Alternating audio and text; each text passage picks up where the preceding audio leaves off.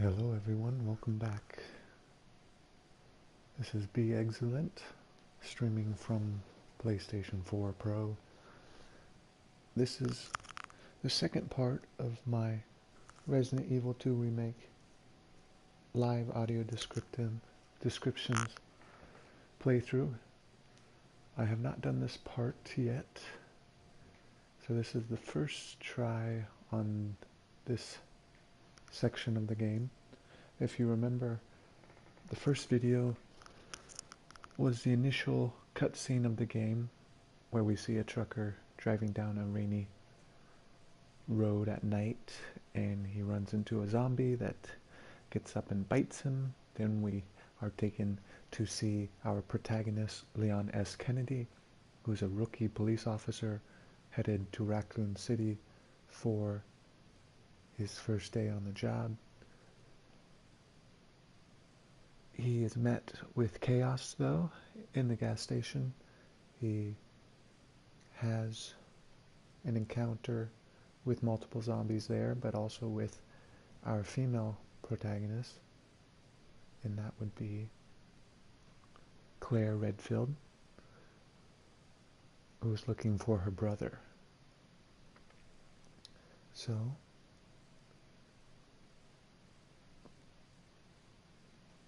we escaped the gas station with Claire, got in an abandoned police car, and drove into Raccoon City, which was in complete and utter mayhem. Buses, cars piled all over the road, on fire, and multiple zombies everywhere. So, we were separated from Claire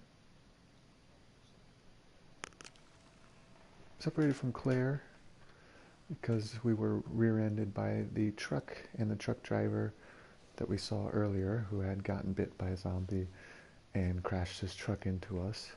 An explosion of our car and the semi-truck caused a fiery barrier between us and Claire, so we had to head our way and she had headed hers. So we made our way to the RPD, Raccoon City Police Department, which was a pretty ornate building with a large clock tower and a pretty fancy exterior and interior. So we were able to get to that police station and explore a little bit. Leon pulled up some security camera footage and saw a police officer that we now know was named Elliot. He was running away from a zombie and he had something in his hand, a notebook of some sort. So we went to the east hallway, past the press room and the east office, to the watchman's room, and sadly Elliot did not survive our encounter with him. We tried to pull him underneath a metal grate, and we only got half of him under the grate, and the other half was being eaten by a zombie on the other side of the grate, actually.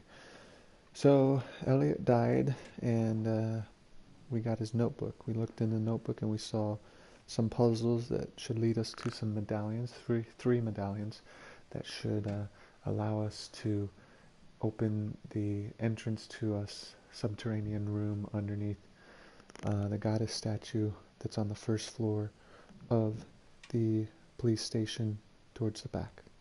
So after doing that, after getting that notebook, we made our way through countless enemies, zombies, and were able to get back into the main foyer, the main area of the entrance of the police department.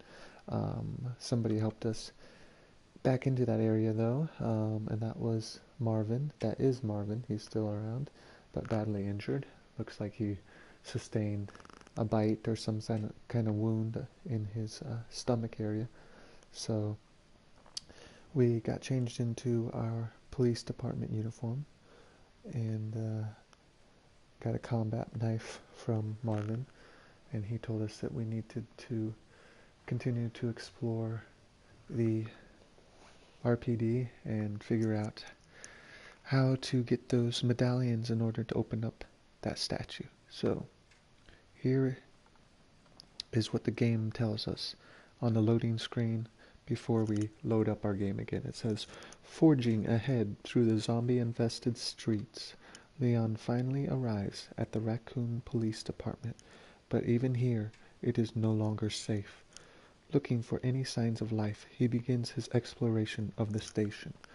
So we have found a couple signs of life, Elliot and Marvin, but Elliot didn't make it, so really just Marvin and us so far. But now we are in the reception room off of the west side of the front of the police department, and we are heading into a hallway. Pulling up our map, we have not entered that hallway yet, so we do not know what awaits us, but we have our Matilda handgun, 9mm. It has how many bullets to it?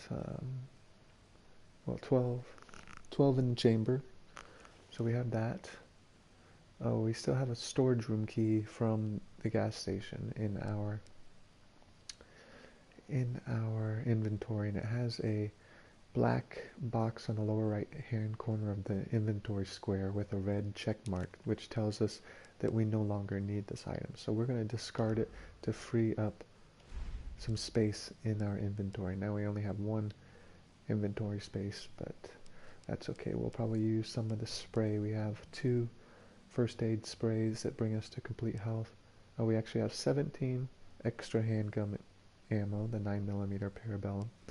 We have 1 green herb, a fully durable combat knife. The white bar extends along the bottom of this inventory square, notifying us that the knife has full durability. We have 1 green herb, which restores a small amount of health, and some wooden boards that we can use to keep the riffraff out. Alright, so here we are at Leon S. Kennedy. Let's head into this hallway that has bloody footprints and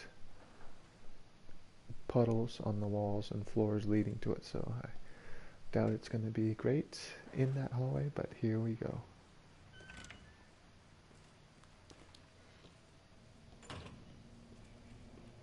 We open up the door to the hallway, and we see what looks to be a police officer at the end of the hallway.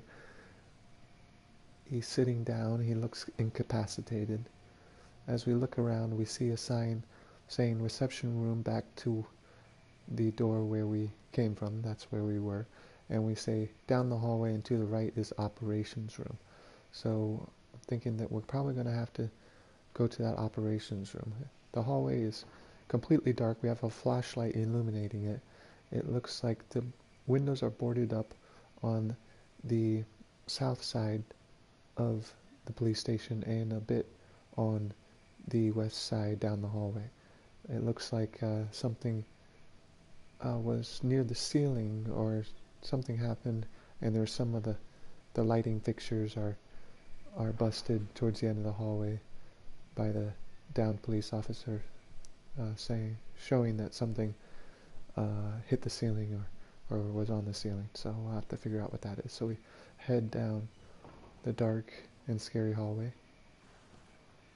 To our right, we see a little corridor heading off from the hallway that has a bunch of furniture and barricades, so we can't get through there.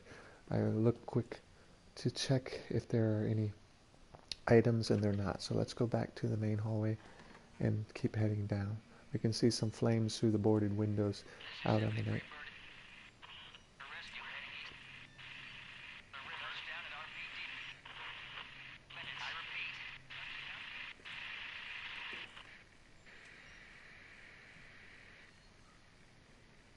We hear a radio signal of what appears to be some kind of helicopter, bird, they call themselves, and it's saying that they're close to touchdown. So it sounds like maybe there's a helicopter that is coming to the city.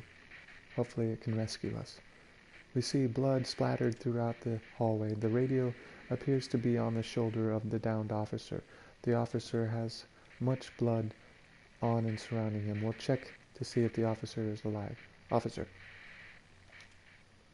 The officer is missing a large chunk out of its cheek. We raise its head, the officer's head, quickly, or slowly, and there's a huge gory mess where the jaw is not connected to the rest of the face. What? The officer's clearly dead. We look down the hallway, we see a rolling can, and also an officer is impaled by what appears to be a pipe sticking out of the ceiling. It's a grisly sight. The officer's obviously dead, bloody hands, and just almost crucified through the mouth, hanging straight up and down from the ceiling. We hope that these police officers don't reanimate into zombies, but they probably will. So we're gonna head down the hallway. Now we're heading down the hallway towards the north. We turn the corner on the right. The downed police officer with the static radio is immediately behind us, and the other officer hanging from the ceiling is in front of us. So we slowly walk and go around the hanging police officer to avoid him. Right behind the police officer, on a door that is set to the east side of the hallway, is an emblem in the door. It's a club from the poker or card. It's a green club, kind of looks like a clover, a three-leaf clover. That's in the door, and the door is locked. And it appears that confiscated item storage is through that door. That's what it says on the side of the wall. So we also see to the right of the door, it appears to... Ooh, and that's scared Leon and the narrator. The police officer that was hanging on the pipe that was jutting out from the ceiling just fell down on us a bit, or bumped us on the way down, and now is crumpled on the floor in a pool of blood. So thinking that officer will hopefully not be getting up soon. But as I was saying, there's a picture of what appears to be Marvin Bradley and a poster maybe asking for recruits to the police station, or some kind of flyer about the police station. And it's too bad that he's in much worse shape now than he was when he took that picture. Okay, we're going to keep heading down this hallway, down towards north, with the club door on our right and boarded windows on our left.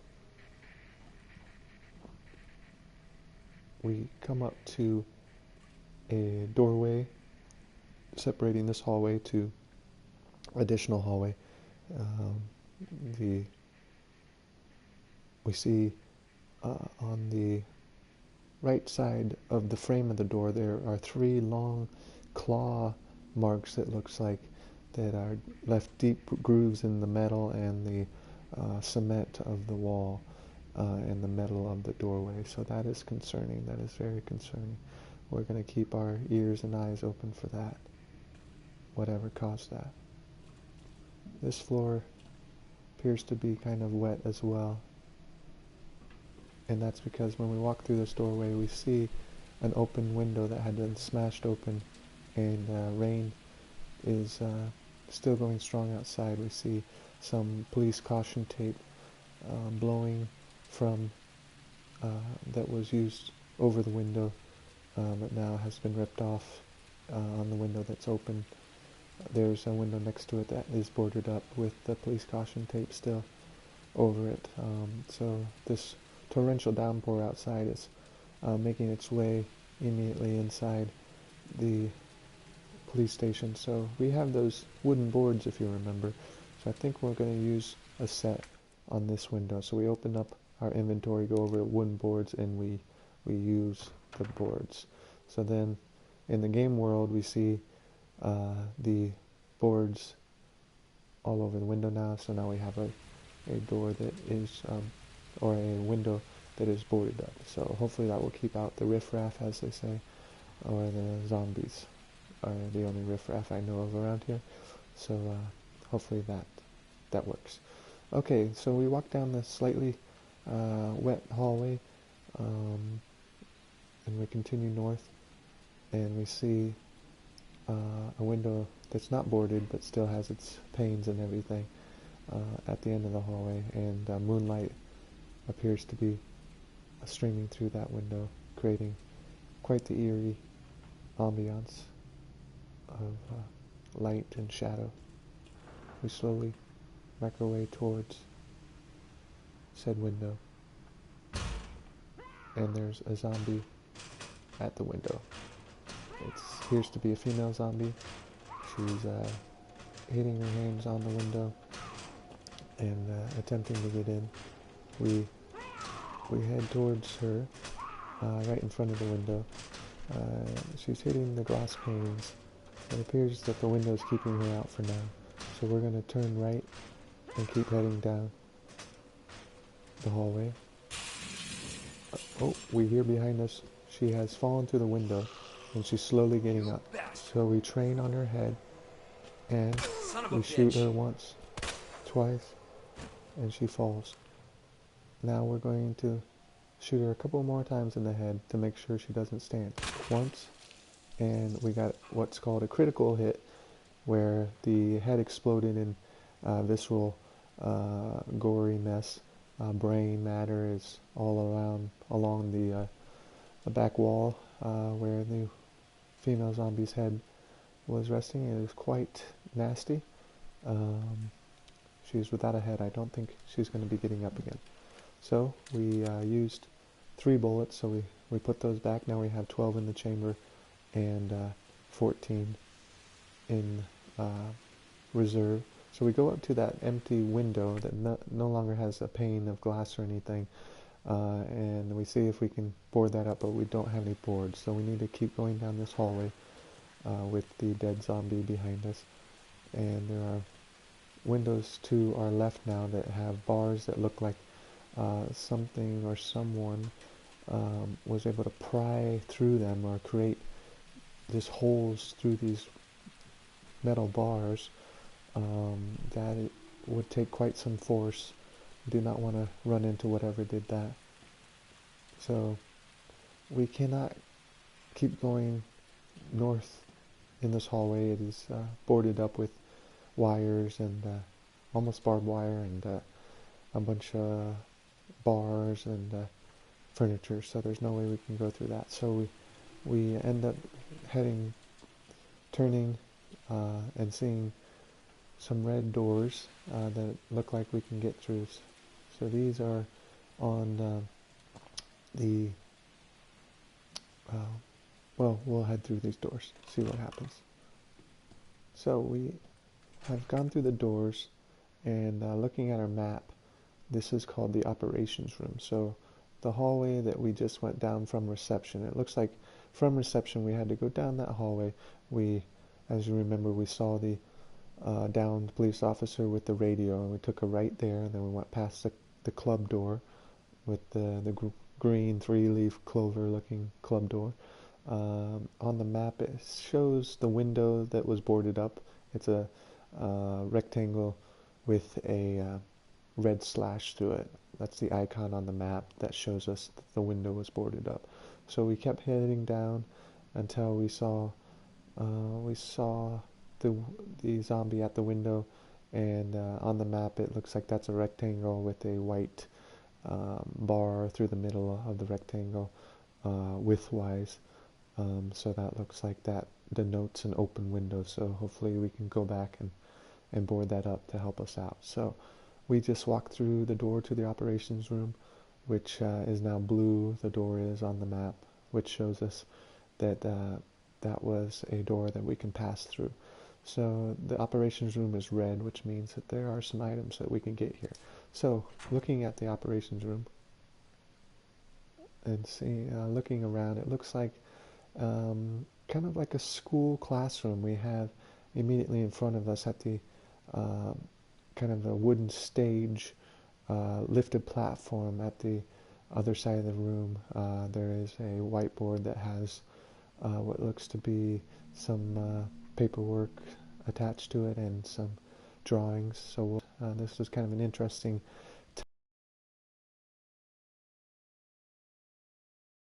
maybe at some older schools, but green and white checkerboard type of tiles. So on one side of the wall there are some vending machines, and there are some old analog televisions that are hanging from the ceilings and some metal boxes. You don't see those very much anymore. Your faithful narrator has bonked his head a few times on fun metal boxes like that. And one corner of the room, we're going to walk towards it, we see some handgun ammo on a old style school desk. It looks like for right-handed pupils or writers. I don't see any left-handed desks, which was always an issue for me and my school, because I'm still left-handed. So we're going to combine these handgun ammo, and now we have 21 bullets in reserve. If you remember, we're playing on assisted mode, so not only does the aiming reticle kind of lock on to zombies and their heads, which helps immensely, but I think we have more resources and better health, and it takes less ammo, so it's pretty fun actually. Don't have to focus too much on resource management. And oh, looks like we have another viewer. I'm sure I probably know who that is, so welcome. If it's not who I think it is, welcome to the stranger, but I think I know who it is. So I hope you're having a good night, whoever you are watching this. I am on the second part. I have not rehearsed this part at all, so it might go a little poorly, but we'll see. We're in the operations room, and we're going to check that out. So looking more in the operations room, we've got some coffee pots.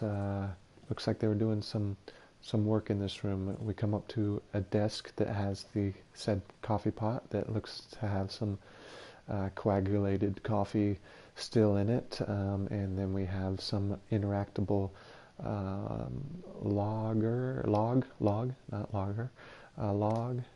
Oh, it's a record of events. It's an RPD memo. So let's read this and see what's going on there.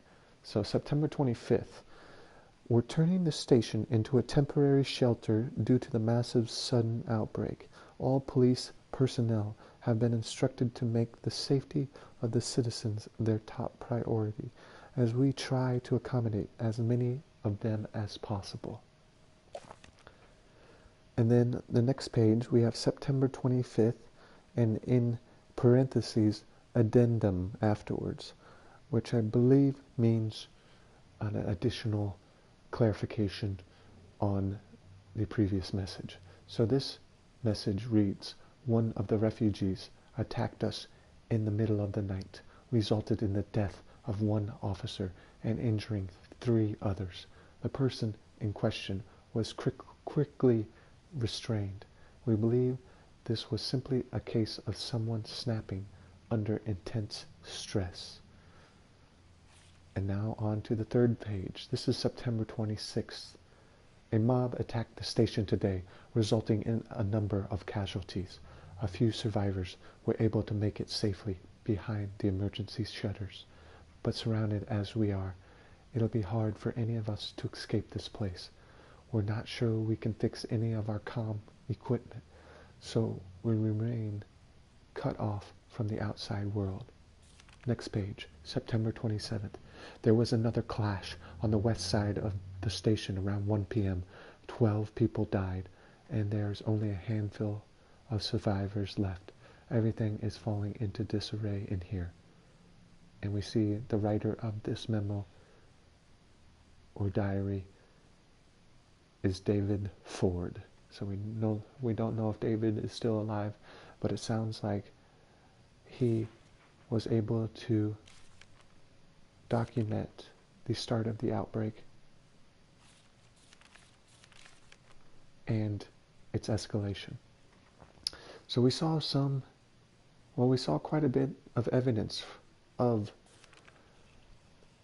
said events when we saw the makeshift field hospitals in the lobby of the police station. We saw body bags outside of the police station. We saw and keep seeing blood and damage and disarray stemming from this outbreak and the chaos it's caused in the police station and Raccoon City as a whole. So let's go up on this little wooden platform where the blackboard, it's actually a chalk blackboard. Haven't seen one of those in a while. Well, actually, I have used them in the past.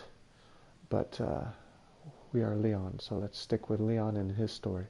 Okay, Leon heads up to the chalkboard, and there looks to be some sort of blueprint. So we discover that it's actually a map of the first floor of the police station.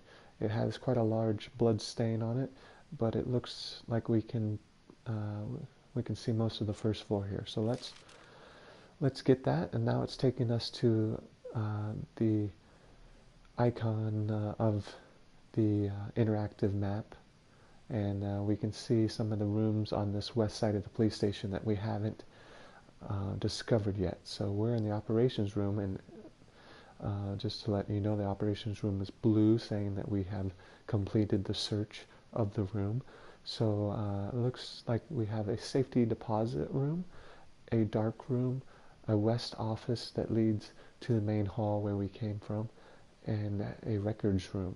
So we are going to try the door on the south side of the operation room, the direction that we're pointed. We're going to try that to get into this unmarked room, and then to get into the records room perhaps, that is immediately south of the unmarked room and the operations room. So back at the operations room, let's look around a little bit further to see if we can find any objects. There's an American flag up next to this chalkboard, which I guess they all have to have those in any sort of classroom type thing. We see a pallet, multiple pallets creating some kind of box that has yellow tape on it, which yellow tape has meant that we can interact or key objects. So we definitely want to try that out. And it looks like if we get on top of that, we can get through a broken window that has a yellow piece of caution tape that is hanging out from it, kind of directing our attention up and through the window. But sometimes we don't want to go where the game wants us to go. So we're going to head back to that doorway that was on the south side of the operation room and see if we can get through there. We cannot get through there. It looks like there's a yellow chain that is locking that door, so we need some sort of bolt cutter to get through that door, and we do not have that. So yes, we are going to follow where the game overlords want us to go, which is through this broken window. So we head to the pallets and automatically make our way up there, and now we have the broken window at head height, and we're going to attempt to get through that without cutting ourselves. Leon jumps through that window, and immediately in front of us we see a zombie. We know it's a zombie because its actions are that of a zombie in a police officer uniform, but this zombie is repeatedly hitting and moving erratically and hitting something at the end of the hallway. We look behind us quick and see another corpse. We won't call it a zombie yet because we don't know if it has animated yet. And there's blood on the floor, some garbage on the floor as well, and then at the end of this hallway, which would be north, there is a bloody barrier that is up and impassable. So let's slowly go over to this corpse and see if it has any items. It looks like it does have a prompt where we can grab an item. So we slowly go up to the corpse and grab the item, and it's 26 or how, 26 more handgun ammo? Oh no, now we have 26 total. So we did have, I think, like 12 or so. So that was a good amount of handgun ammo. So we should probably shoot this downed corpse, just in case it gets up and tries to attack us. I know that it's not good to just shoot dead bodies, but in this current world that we are playing in Raccoon City at this point in time, it might not be bad. So we raise up our Matilda 9mm with its 9mm Parabellum bullets, and we train our sights on the head of the downed corpse. We shoot once, and the arms of said corpse twitch. It might just be a bodily response to the bullet traveling through the brain, but let's shoot one more time just in case. Okay, that zombie or dead body is definitely staying dead. So we wasted 2 bullets, but I'd rather waste 2 bullets, or Leon would rather waste 2 bullets than to have a zombie come up behind him. Okay, so we turn back towards that hallway with the overweight zombie police officer banging on maybe a vending machine down there, trying to get some chips. Looks like it's banging on one of those payphone boxes. It's immediately across from a vending machine. That's what's lighting up the zombie. We can tell it's a zombie now because of its pallid skin, bluish tint of skin, and the bloody hands, and general feeling of otherness, I guess. So let's give it a shot in the head just to make sure it's a zombie. That's how we decide these days. We shoot it in the head once, it stumbles backwards, and it remains active, so yes, it was not a living human being. Don't think that they could just tank a headshot. So it's coming towards us into our light, it reaches out towards us, oh, and it falls down. It almost got up to us. We shot it twice. Let's shoot it again in the head. It's on the ground. We shoot it once, twice, thrice in the head. That zombie's not coming back. So we're using a lot of ammo, but we have a lot of ammo. So it was kind of a, yeah, I think that was a police officer. It was hard to tell when the certain death is making its way towards you. You can't take in details too well. Oh, we have a nice little cork board on the side of the wall here with some newspaper articles clipped out. It looks like can't read them from here. But let's continue down this hallway towards that vending machine and telephone box that we saw earlier. Okay, it opens up, this hallway opens up to kind of a communal area that has a door leading to a west office. We see a wooden door with a glass panel and west office, white lettering on said door, and we are seeing on the floor in the middle of this kind of communal hallway another corpse of a police officer. It's missing its left arm up from the shoulder pretty much, and it's the color of a zombie, so it might become a zombie, who knows. Turning back towards our right, we come up to a wooden door and it's locked. I believe that is, looking at our map, that's called the records room, which that's west of the little communal area that we're in. So let's walk down. Let's walk down where that large zombie was. Oh wait, it was a vending machine, a broken vending machine with the glass paneling broken, revealing the items that it is trying to sell. So that overweight zombie was trying to get to the food. Must have spent many a time accessing this vending machine in life. So when dead, he reverted to going to a familiar place. So let's continue on a little alcove hallway on the offshoot. looking for items now, but this little hallway is blocked up with items, and we can't get past that. So going back to the bloody and corpse-ridden communal area, one corpse here, police officer. Should we shoot it on the ground? Yeah, we probably should. Let's see if we can shoot its hat off. We shoot its hat off, and it slowly gets up. It looks over at us. It's got, we exclaim as it comes towards us. We shoot it again, 2 more times in the head, and it falls on its back. We're going to give it one more shot on the ground to make sure. We shoot it on the head, and it's getting up again. It slowly gets up. Its head is a bloody mess. We see brains coming out. It takes 1 shot, 2 shots, 3 shots. It falls forward towards us. We get that last shot off just in time, and it falls nearly directly on us, but we're able to sidestep out of the way. And now it's face down on the floor. Let's shoot it one more time just to make sure it doesn't move, so it should be dead for good. We are using a lot of ammo, but better safe than sorry. And we did shoot off the hat. It's a police officer's hat, one of those stereotypical US style police hats with the brim on one side and the circular design. Yeah. So let's see if we can get into the West office. We head to the West office, and we can get in the West office.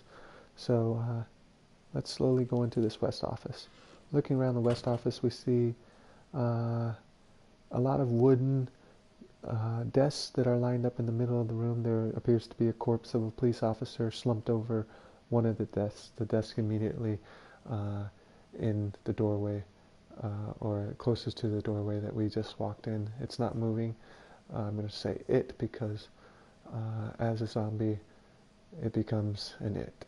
We see what appear to be decorations over the top of the office, but let's see what those might be. So looking on the walls of the office, there are some metal lockers or filing cabinets, and it looks like we can get into one. This is a stereotypical metal locker you would see in schools, maybe not anymore, but we open that up and there are more handgun bullets. So we grab those, and now we have 14 handgun bullets in reserve. So let's look at some of these desks. There appears to be items on some of these wooden desks that are in the middle of this West office. So we have one item that is a yellow legal pad, notepad, and it says uses of gunpowder.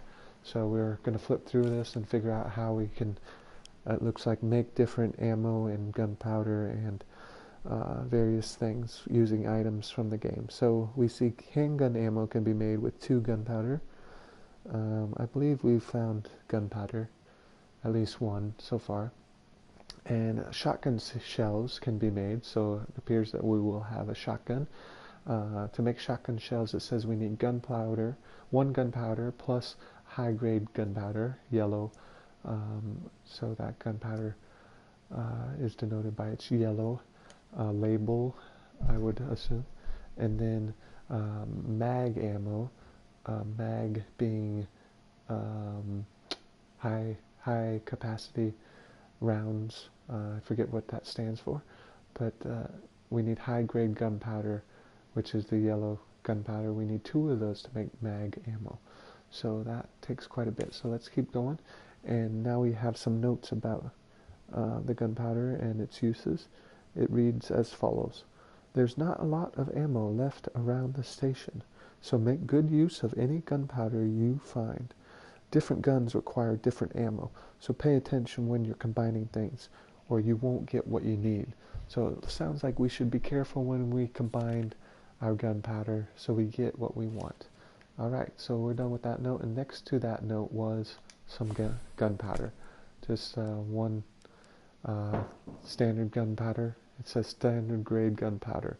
So we combine 2 of these to create handgun ammo. So let's hold on to that for now. Let's continue looking around this west office. As we go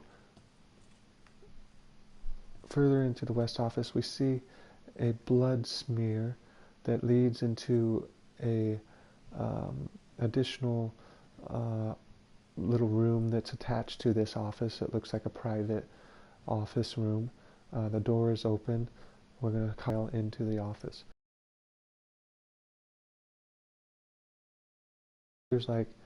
There's a corpse that is inside the office.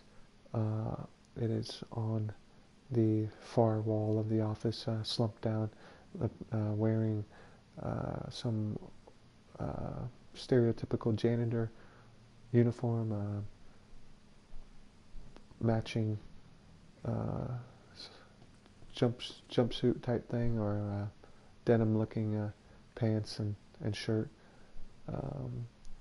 We walk towards the corpse to see if it's going to animate. It still hasn't. It's obviously a corpse. Let's shoot it in the head to make sure that it remains a corpse. We shoot it in the head and it starts getting up. It is a man with short, spiky hair. He gets up and starts making his way towards us. We shoot two more times in the head. It's still walking around the office. We shoot it 3 times. It falls to its knees and falls face forward into the couch in the office and slumps down. Its whole right side of its face is a gory mess. We shoot it in the head once, twice. We don't think it's going to come and be reanimated again. So we skirt around the corpse of that zombie, and it looks to be a green heavy-duty safe that's behind a felt-topped wooden desk with an American flag and other stereotypical desk implements. One of those old desk lamps with the gold brass chain hanging down, an old landline telephone, black, with the white numbers, that punch numbers on the main body of the telephone. So let's see if we can get into this green floor safe. We don't have any combinations on us, so we're going to have to wait and see if we can find a combination for that safe. So let's head out back into the main west office area towards the wooden desks. And these are interesting wooden desks. They're the ones that have the sliding wooden slats that you can close the desk. I had one of those back home when I was a young lad, a young narrator. So we come up to another item on a desk. It appears to be another form. It's an operation report. So let's read this. This is another kind of diary with dates and times and recording what's going on. So September 28th, 2:30 a.m. It's down to just me and 3 others. No weapons, no ammo, and too many skirmishes have drained us mentally and physically. We're not going to make it. Officer Phillips once suggested we escape through the sewers. Apparently there's a secret tunnel under this place left over from its museum days. I brushed her idea off before, but now it's not sounding all that bad. Yeah, there's no proof there's even a tunnel or that the sewers aren't infested with zombies, but I don't want to sit here and wait to die either. It's a long shot, but I'm going to try to find out what I can about that tunnel. And this was written by Elliot Edward. Okay, so sounds like this was a museum, which explains the ornate exterior and interior and the large goddess statue and other interesting architecture. So it was a museum before a police station. Explains a lot. And apparently underground there might be a way out through the sewers. I don't think they mean directly underneath the police station, because if you recall our notebook that we saw, it had a map of a large room under the museum, or RPD, where we're at, former museum. And going up from that room was a ladder to a underground parking garage and way back to street level. So I don't think we can get to the sewer from the police department, but we'll keep an eye out for that. We'll see. Okay, so we head around the West Office to a desk at the end of the end of the row of desks. This one has its wooden slats closed, and it has another report on it, and it says rookie's first assignment. So this looks more like a personal note. It's blood stained, but let's read it. Leon S. Kennedy, we're putting you on a very special case for your first assignment. Your mission is ... to unlock your desk. The key to your success is in the initials of our first names. Input the letters in order of our desks. There are 2 locks, one on each side of your desk. Make sure you get them both. Basically, your first task is to remember your fellow officers' names, but you figured that much out, right? Good luck, Leon. By the way, it might take a little work to get Scott to give you a straight answer. Lieutenant Branagh. And now we have, in parentheses on the next page, scrawled in a corner between drops of blood. And as we can see the picture of the note, we do see the blood staining the bottom right corner of the white piece of paper. So let's see what that says. Be glad you're not here, rookie. Well, we are now. So it looks like there are 3 combination letter locks locking the desk. So from that note, it sounds like we must find initials. I'm guessing first, middle, and last name initials.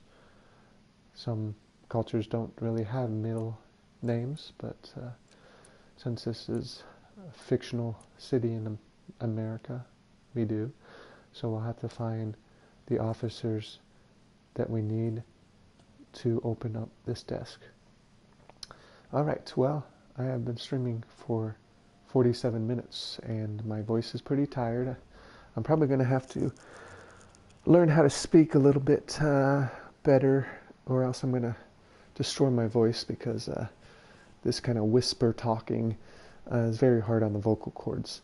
But that's just kind of how my voice is. But I will have to discover better ways of speaking in order to be able to stream more than 50 minutes without my voice being destroyed, as I said. So thank you for the myriad of listeners. One in particular, you know who you are. Thanks for at least having this up on one of your monitors and allowing me to think that I had some sort of audience. So yeah, definitely more difficult to do this without any rehearsal or practice. Definitely live this playthrough was.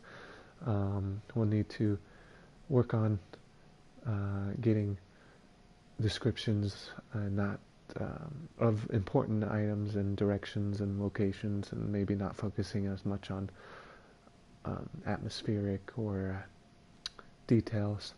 But we'll see. All right. Well, thank you again for listening, and we'll keep practicing. It's just kind of something to do for now. All right. Have a great night. Ta-ta.